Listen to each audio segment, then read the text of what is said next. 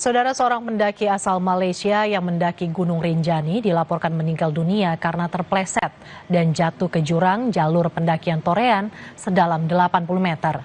Tim gabungan Badan SAR Mataram berhasil mengevakuasi jenazah korban pada Minggu pagi. Korban dilaporkan meninggalkan rombongan dan memilih beristirahat di mata air Banyu Urip. Korban lalu melanjutkan perjalanan namun terjatuh ke jurang di jalur Torean sedalam 80 meter. Tim SAR gabungan dari Mataram yang mendapat informasi berupaya mengevakuasi jenazah korban keluar dari tebing yang curam dan berkabut. Jenazah kemudian diberangkatkan ke Rumah Sakit Bayangkara Polda NTB di Mataram untuk proses pemulasaran sebelum diterbangkan ke negara asalnya Malaysia.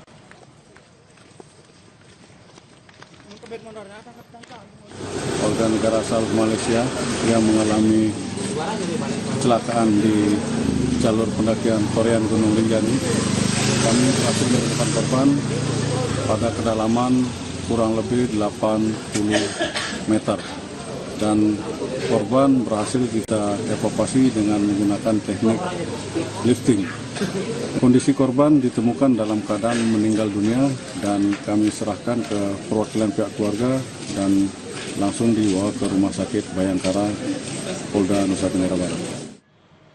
Saudara, memasuki hari keempat, tim SAR gabungan akhirnya berhasil evakuasi jenazah Fahrul Hidayatullah, pendaki yang tewas jatuh ke jurang Gunung Saeng, Bondowoso, Jawa Timur pada Minggu sore. Hari keempat operasi pencarian, tim SAR gabungan akhirnya berhasil mengevakuasi jenazah Fahrul Hidayatullah, pendaki yang jatuh ke jurang saat mendaki Gunung Saeng, Bondowoso, Jawa Timur. Pada Minggu petang, jenazah pelajar berusia 18 tahun warga desa Sukorejo, Kecamatan Bangsal Sari, Jember, Jawa Timur tiba di posko pencarian yang dipusatkan di desa Sumberwaru, Kecamatan Binakal, Bondowoso, Jawa Timur. Proses evakuasi dilakukan secara estafet menuruni punggung gunung selama kurang lebih 4 jam.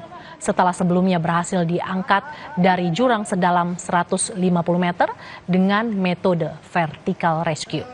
Selain cuaca yang tidak bersahabat, salah satu yang menjadi kendala evakuasi adalah medan yang cukup ekstrim.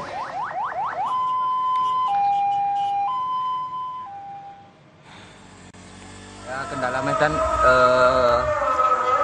medannya cukup curam dan area untuk melakukan evakuasi itu sangat sempit dan